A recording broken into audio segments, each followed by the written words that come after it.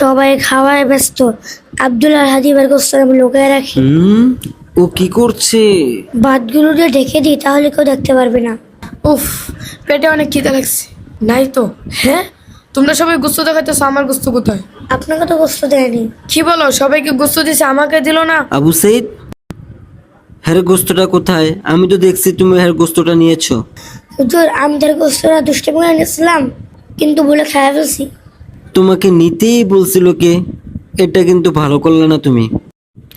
আচ্ছা ঠিক আছে, ভুলে খেয়ে বলছো, খাও, শেষ করো, খাবার শেষ করো। আর তুমি আমার সাথে আসো, দেখি আমার বাড়িতে আছে কিনা।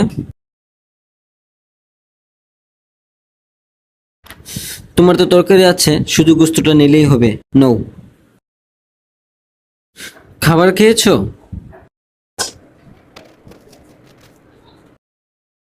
ও গোস্তটা কেন খেলো না? আব্দুল্লাহ হাদিকে ডাক দিয়ে নিয়ে এসো তো।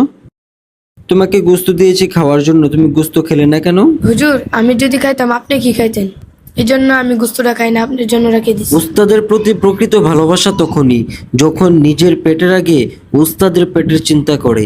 এমন ছাত্রই উস্তাদের জন্য সৌভাগ্য স্বরূপ।